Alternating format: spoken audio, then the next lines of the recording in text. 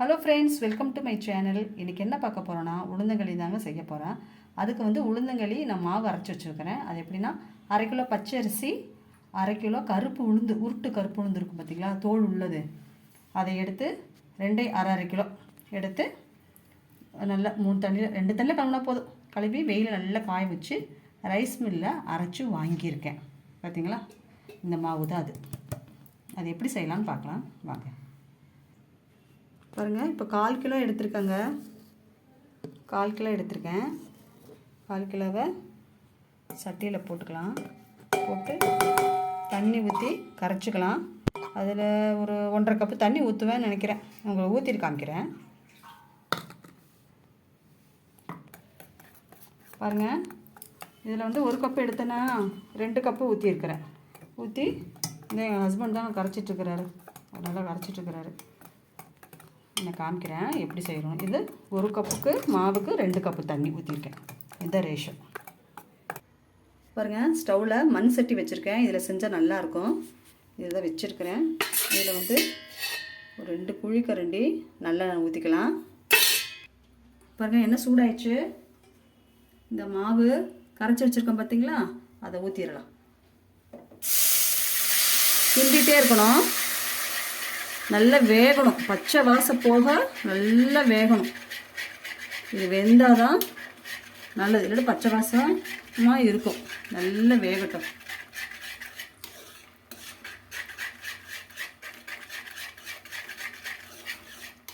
இது ரொம்ப நல்லதுங்க. பெண் பிள்ளைகளுக்கு ரொம்ப ரொம்ப நல்லது.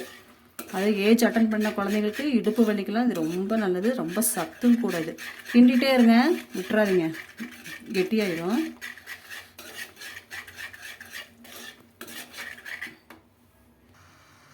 பாருங்கள், நல்ல கெட்டி ஆயிடுச்சு. பாருங்கள், இப்போ அப்படி மேலே மேலே எம்பி வரும். அந்த என்னமோ ஒரு சொல்லுவாங்களே, அது அப்படி டப்பு டப்புன்னு மேலே எழுந்திரிச்சு வரும். நல்லா கிண்டிகிட்டே இருக்கணும். நம்ம நல்லா வேகணும். அதுக்கப்புறம் கருப்பட்டி பாகு ஊற்றணும். ஆனால் நம்ம வீட்டில் கருப்பட்டி பாகு இல்லை, அதனால் மண்டை வெல்லத்தை யூஸ் பண்ணி நான் போட்டிருக்கேன். இப்போ வந்து 1/4 கிலோ மாவு எடுத்தேன் பார்த்திங்களா, அதுக்கு 2 கப் தண்ணி ஊற்றினேன். 1 கப்பு மாவுக்கு 2 கப்பு தண்ணி. அதுக்கு வந்து 3/4 கப்பு வெல்லம் எடுத்திருக்கேன் நான். ஆனால் கருப்பட்டி தான் செம்ம டேஸ்ட்டு கொடுக்கும்.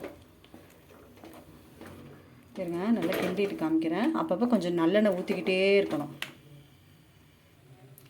பாருங்கள், நல்லா கெட்டியாக வந்துருச்சு. பாருங்கள், நல்லா கெட்டியாச்சு. பச்சை வாசனை போயிடணும். போகிற வரைக்கும் நம்ம கிண்டிக்கிட்டே இருக்க வேண்டியதான். இப்போ வெள்ளைப்பாகு எடுத்து வச்சுருக்குறோம், அதை ஊற்றிடலாம்.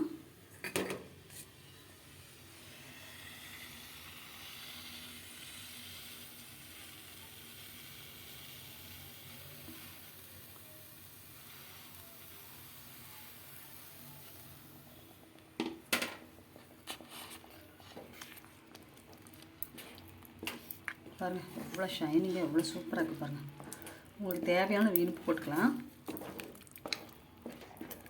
நான் வந்து 1 கப்புக்கு 2 கப் தண்ணி ஊற்றிருக்கேன். 2.5 கப்பு ஊற்றிக்கோங்க. இது வந்து 1 கப்பு கூட போதும். அவங்க இனிப்பு தேவைக்கேற்ப போட்டுக்கோங்க. நல்லா கிண்டிகிட்டே இருக்கணும்.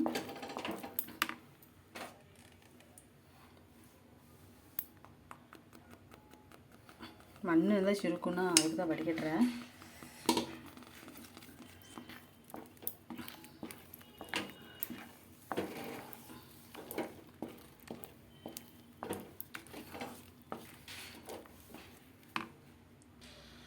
இப்போ சுக்கும் ஏலக்காவும், சுக்கு ஒரு 1/2 ஸ்பூனு, ஏலக்காய் வந்து 1/4 ஸ்பூன் போட்டுக்கோங்க. ஏன்னா ரொம்ப போட்டாலும் ஸ்மெல்லாக இருக்கும், சாப்பிட முடியாது. போட்டு கிண்ட வேண்டியதாங்க. இதெல்லாம் கிராமத்தில் செய்வாங்க. டவுனுக்கு வந்ததுக்கப்புறம் செய்கிறதே இல்லை. எங்கள் அம்மாலாம் ரெசிபி சொல்லி கொடுத்தனால நான் செய்கிறேன். இப்போ வரங்கால சந்ததி குழந்தைகளுக்குலாம் என்ன தெரியுது? நம்ம பெண் பிள்ளைகளை பெற்றவங்களுக்கு இதெல்லாம் சொல்லி கொடுக்கணும். ரொம்ப ரொம்ப நல்லதுங்க. அந்த காலத்து உணவு தாங்க சிறப்பு. நம்ம அப்படியே மறந்துட்டு பீஸா பர்கருன்னு அப்படி போயிட்டோம். இடுப்பு வலிக்கு சரியான மருந்து இது. வாரத்துக்கு 1 நாள் இப்போங்க அவசர காலத்தில் செய்யவே இல்லை, மறந்தே போச்சு. இதெல்லாம் கருப்பட்டி போட்டு பாருங்கள், செம்ம டேஸ்ட்டாக இருக்குது. அது கலரும் சும்மா டார்க் கலர் நல்லா வரும். இது மட்டை வெல்லம் போட்டனால கொஞ்சம் கலர் இப்படி இருக்குது. கருப்பட்டி தான் போடணும் இதுக்கு, நல்லா இருக்கும். கொஞ்சம் கொதிக்கட்டுங்க, கொதிச்சதுக்கப்புறம் காமிக்கிறேன். இங்கே பாருங்கள், நல்லா சுருண்டு வந்துருச்சு. நம்ம வெல்லம் ஊற்றுனதுக்கும் அந்த ஏலக்காய், அது என்னது என்ன சொல்லுவாங்க, ஏலக்காய், அப்புறம் அது என்னது இன்னொன்று போட்டது சுக்குத்தூள், அதெல்லாம் போட்டது மனம் சூப்பராக இருக்குது.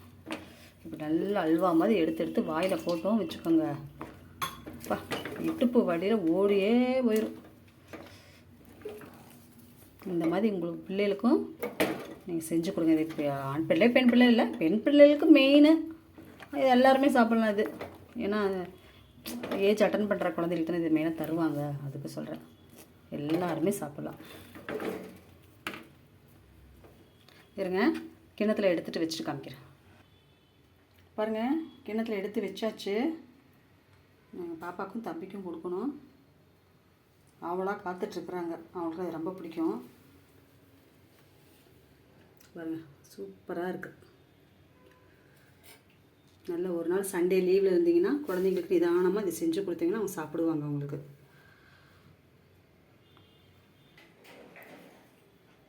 இந்தா பையனுக்கு கொடுத்தாச்சு, அவன் படிச்சுட்ருக்கான், இனிமேல் சாப்பிடுவான்.